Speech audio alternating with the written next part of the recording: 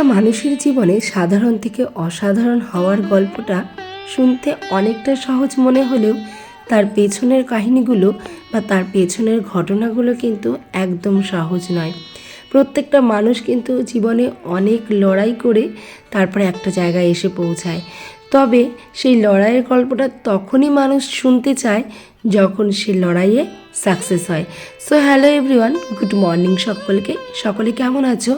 আশা করছি সকলে অনেক ভালো আছো, অনেক সুস্থ আছো। আমরাও আছি, মোটামুটি ভালো আছি এই পর্যন্ত আর কি। তো যাই হোক, সকলকে অনেক স্বাগত জানাচ্ছি আমার নতুন আরও একটি ভিডিওতে। চলো আজকে সকাল থেকে ভিডিওটা তোমাদের সঙ্গে রান্নাঘর থেকেই শুরু করলাম। সকালবেলা আজকেও ঘুম থেকে উঠেছিলাম ওই 5টা নাগাদ। ঘুম থেকে উঠে আজকে একটু যোগায় গেছিলাম, অনেক দিন পরে যোগায় গেলাম জানো তো। ওই সকালে হাঁটতে যাব, সকালে হাঁটতে যাওয়াটাও তেমনভাবে হয় না। ওই একদিন যাই তো আরেকদিন যাই না। আর এখন যেহেতু শীতটা অনেকটাই কমে গেছে, মানে শীত এখন নেই বললেই চলে, এতটাই কমে গেছে আর কি। তো এই জন্য ভাবছি যে আবার একটু যোগায় যাব। কারণ বলো তো কি, অভ্যাসটা না ভেঙে গেলে একবার আর অভ্যাসটা সহজে হতে চায় না। তখন কিন্তু হিতে বিপরীতটাই বেশি হয়। ওই তখন ল্যাদ খেয়ে খেয়ে সারাটা দিন কিন্তু কেটে যায়। তো এই জন্য ভাবলাম যে না, আর আলসামি নয়, যাই এবার একটু যোগায় যাওয়া যাক। যাই হোক, সকালবেলা তারপরে যোগার থেকে এসে তাড়াহুড়ো করে সমস্ত বাসি কাজকর্মগুলো করে নিয়েছিলাম। করে হাত মুখ ধুয়ে গোপালকে ঘুম থেকে তুলে দিয়েছিলাম। আর এখন রান্নাঘরে এসে চাটা বসিয়ে দিয়েছি। আর সকালবেলা রান্নাঘরে এসে প্রথমেই যেটা করতে হয় সেটা কিন্তু, যতই আমাদের গ্যাস টপ কাউন্টারগুলো মোছা থাক, তাহলে কিন্তু আরেকবার করে মুছে নিতে হয়। সারা রাত তো রান্নাঘরটা ওইভাবেই পড়ে থাকে, কে জানে টিকটিকি আরশোলা কত কিছু হাঁটে। তো এই কারণে কিন্তু ওই রান্নাঘরটাকে আরেকবার করে মুছে নিতে হয়।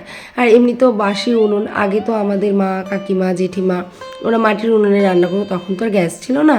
তো ওই মাটির উনুনটা কিন্তু সকালবেলা লেপে পুছে ধুয়ে তারপরে কিন্তু রান্না করতো। তো তেমনই আমাদের গ্যাসটাও কিন্তু মুছে টুছে তারপর রান্না করাটা উচিত। আর তারপরে দেখো এদিকে একটু লিকার চা বসিয়ে দিলাম। আর আজকে আমার জন্য জানো তো একটু আদা চা পাতা ফুটিয়ে আগে ভাগে 1 কাপ চা তুলে রাখলাম। ইচ্ছে হচ্ছে ভীষণ চা খেতে। আবার এদিকে স্বাস্থ্যের কথা চিন্তা করে চিনিটাকেও অ্যাভয়েড করে চলতে ইচ্ছা করে। মানে কি করব, কখনো কখনো হয়তো চিনি দিয়ে খেয়ে ফেলি, কখনো চিনি ছাড়া। তবে চেষ্টা করি চিনিটাকে পুরোটাই অ্যাভয়েড করার। চিনি মানে আমি বলো তো কি, সারাদিনে চিনি না খাই না বললেই চলে। আমার জন্য 1 কাপ তুলে নিলাম, নিয়ে এবার সবার জন্য কিন্তু আমি চিনি দিয়ে চা করলাম। এদিকে শাশুড়ি মাকে হাজব্যান্ডকে দিয়ে দিলাম, আর ওইদিকে একটুখানি চা। এখন মিস্ত্রি কাকারা চলে আসবে, তো ভাবলাম যে একবারে করেছি যখন একটু জলটা বাড়িয়ে নিই। তো আসলে মিস্ত্রি কাকারা আসলে চাটা একটু গরম করে দেবো, ব্যাস হয়ে যাবে। তো ওদিকে চাটা নামিয়ে, আর মিস্ত্রি কাকারও না চলে এসেছিলো একটু বাদে, আমরা চা খেতে খেতে চলে এসছে।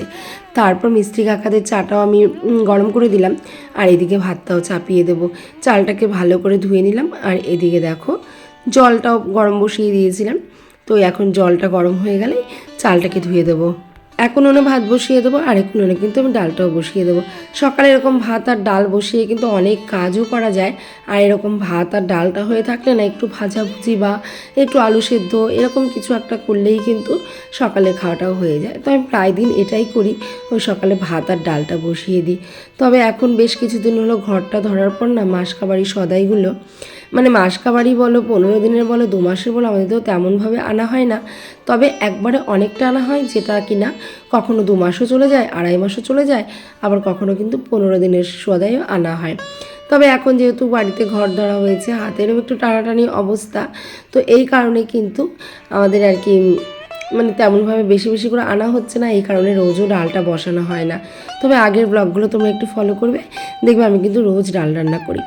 যাই হোক, ওদিকে ভাত আর ডাল বসিয়ে দিয়ে এখন সমস্ত কাজগুলো এক এক করে করে নেব। আর বেশ কিছুদিন হলো না তোমাদের সঙ্গে ব্লগ শেয়ারই করতে পারছি না, যে শর্ট ভিডিও দেবো বা তোমার মিনি ব্লগ দেবো সেটাও পারছি না। তার কারণ বলো তো কি, তার কারণ হলো ওই ঘরে বুঝতেই পারছো, ঘরে কাজকর্ম শেষ হলে মানে কতটা পরিমাণ নোংরা থাকে। আর ঘরে আমাদের এরকমই অবস্থা ছিল, সেটা ক্যামেরার সামনে আনা তো একদমই পসিবল নয়। আর কিভাবে কি ভিডিও করব আমি কিছুতেই কিছু বুঝতে পারিনি। তার কারণ ওই যে সকালে ঘুম থেকে উঠে কাজে লেগেছি, ঘর পরিষ্কারের কাজে, কখনো রাত 8টা, কখনো 8:30, কোনো দিনও 7:30, এমন টাইমে আমি স্নান করেছি। তারপরে আর শরীর চলে বলো? এই কারণে ক্যামেরাটাও আর সেট করা হয় না, আর হচ্ছে ভিডিওটার করা হয়নি। তো এই কারণেই এই কদিন আমি ভিডিও দিতে পারিনি, তবে আশা করছি আর ইচ্ছে আছে প্রত্যেক দিন এবার থেকে ভিডিও দেব। প্লিজ তোমরা একটু ভুল ত্রুটি ক্ষমা করে প্লিজ তোমরা আমার ভিডিওগুলো দেখো আর আমাকে একটু সাপোর্ট করো। তো ওই পাশের ঘরে তো খাটটা ছিল, তোমরা সকলেই জানো, সুতোর ঘরে। তো ওই পাশের ঘরটা মানে সুতোর ঘর করে ফেলেছি, আর এই পাশের ঘরে কিন্তু আমি খাটটা এনে ফেলেছি।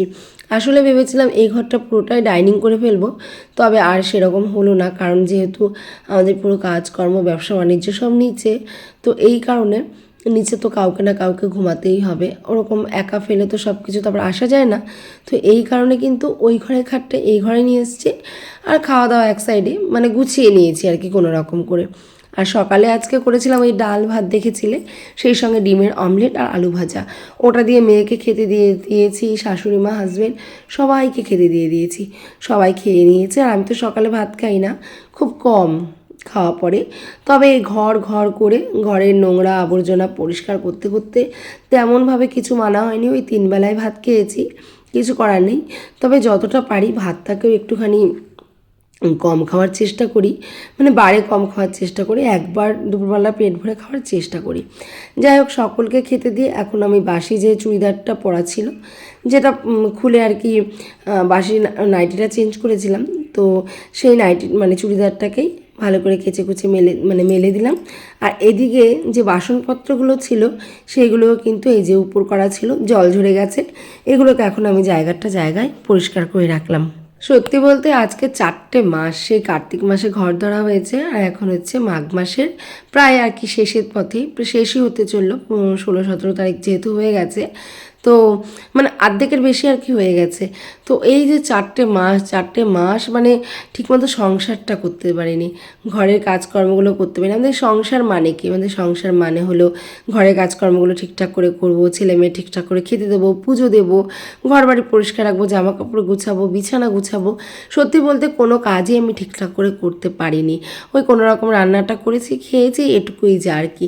তো অনেক দিন পরে ঘরের কাজ সংসারের কাজ করতে পেরে মানে মনের দিক থেকেও না একটু তৃপ্তি পাচ্ছি।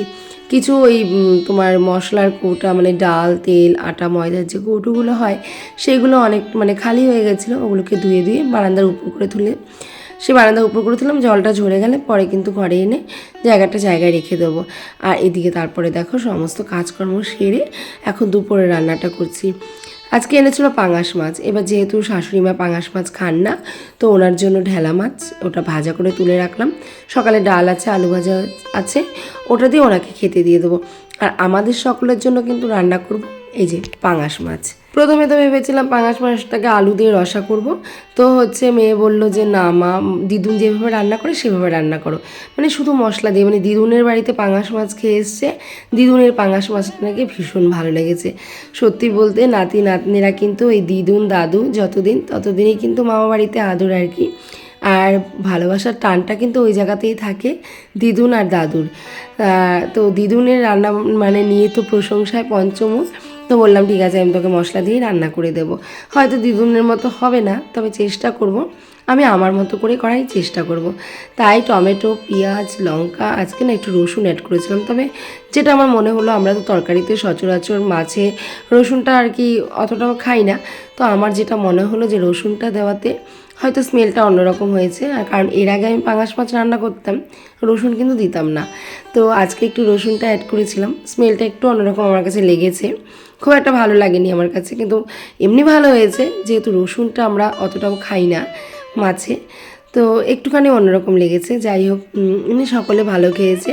টমেটো আদা রসুন পেঁয়াজ কাঁচা লঙ্কা সব কিছু বাটা দিয়ে একদম কষা করে রান্না করেছিলাম, নামানোর সময় একটু ধনেপাতা একটু গরম মশলা দিয়ে নামিয়ে নিয়েছিলাম কিন্তু। আর পাঙাশ মাছটা বলো তো কি তেলযুক্ত মাছ, তো আর ভাজতে গেলে অনেকটাই তেল বেরোয়, মানে অল্প তেলেই কিন্তু মাছটা রান্না হয়ে যায়। এইদিকে মাছটা ভেজে মশলা দিয়ে কষিয়ে ঝোলটা বসিয়ে দিয়ে এদিকে রান্নাঘরটাকেও কিন্তু এক করে পরিষ্কার করে নিচ্ছি। আমরা নিম্ন মধ্যবিত্ত পরিবারের দরিদ্র পরিবারের বউ, তো আমরা কিন্তু অনেকটা স্বপ্ন দেখতে ভালোবাসি, তবে যেহেতু আমাদের ইনকামটা একটুখানি কম, সেহেতু আকাশ ছোঁয়া স্বপ্ন দেখতেও হয়তো মাঝে মাঝে ভয় লাগে। তবে একটা কথা তো আছেই, মানে আশাই মানুষকে বাঁচিয়ে রাখে আর কি, আশাই মানুষের ভরসা। তো আশা করলে একদিন না একদিন কিন্তু, যদি আমি আশা করি আর আমার টার্গেটটা যদি ঠিক থাকে, তাহলে একদিন না একদিন কিন্তু সমস্ত কাজেই কিন্তু সফল হওয়া যায়। তো যাই হোক, আগে চলো তোমাদের দেখিয়ে দিই আমার মাছটা কেমন হয়েছে। দারুণ অসাম দেখতে হয়েছে, খেতেও আমার কাছে বেশ ভালোই লেগেছিলো।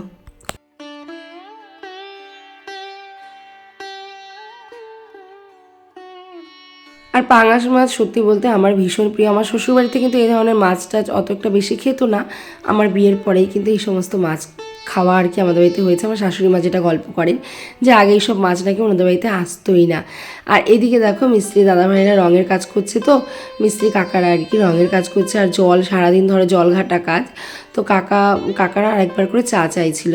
তা ঘরে একটু দুধ ছিল, আমি ভাবলাম তাহলে সকালে তো লিকার চা দিয়েছি, তো এখন দুধ চা দিয়ে দিই। আর এদিকে দেখো আমাদের রঙের কাজ কিন্তু প্রায় কমপ্লিটের দিকে। আর এদিকে কিন্তু আমাদের টাইলসের কাজও পুরো কমপ্লিট হয়ে গেছে। যেটা বলছিলাম আর কি, অল্প ইনকামে দরিদ্র পরিবারে বউ হয়ে আজ যে একটা স্বপ্ন পূরণ করতে পেরেছি, এটাই কিন্তু অনেক। মানে কখনো ভাবতে পারিনি যে আমিও টাইলস বসানো একটা বাড়ি করতে পারবো বা ঘর করতে পারবো। মানে একবারে ধরে যে ঘরটাকে কমপ্লিট করতে পারবো, এটা কিন্তু কখনো স্বপ্ন ভাবিনি। যেখানে কিনা রান্নাঘরে রান্না করার মতো জায়গা ছিল না, যেখানে কিনা রান্না করতে গিয়ে মানে সারা শরীর ভিজে যেত, পুরো বৃষ্টির জল রোদ পুরো মাথার উপর দিয়ে যেত। তো সেখান থেকে একটা ছোট রান্নাঘর করার স্বপ্ন ছিল, সেটা পূরণ করতে পেরেছি আজকে তোমাদের আশীর্বাদ এবং ভালোবাসায়। কিন্তু মানে আকাশ ছোঁয়া যে আমার একটা স্বপ্ন ছিল, সেটাও পূরণ হলো। মানে আমারও ইচ্ছে ছিল যে আমার ঘরেও টাইলস বসানো থাকবে, সুন্দর একটা ঘর হবে। তো যাই হোক, ভগবান সেই স্বপ্নটা পূরণ করেছেন। ভগবানকে তো অসংখ্য অসংখ্য ধন্যবাদ। মানে ভগবানকে তো ধন্যবাদ দিতে পারি না, ভগবানের চরণে সহস্র কোটি প্রণাম।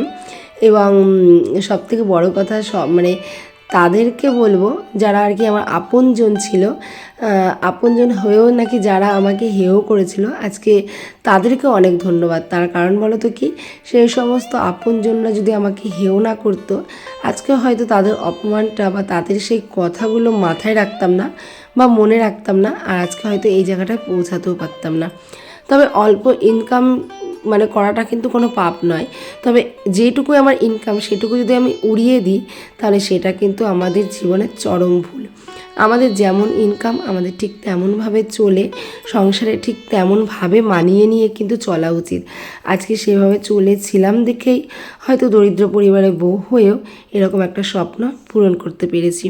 হাজব্যান্ডের স্কুটির চাবিটা ভেঙে গেছিলো, মানে স্কুটির চাবিটা স্কুটিতে রেখে দিয়েছিল, কীভাবে ভেঙে গেছে বুঝতে পারিনি। তো এই কাকাবাবুকে ডেকে নিয়ে এসেছেন, ইনি আর কি চাবি তৈরি করেন।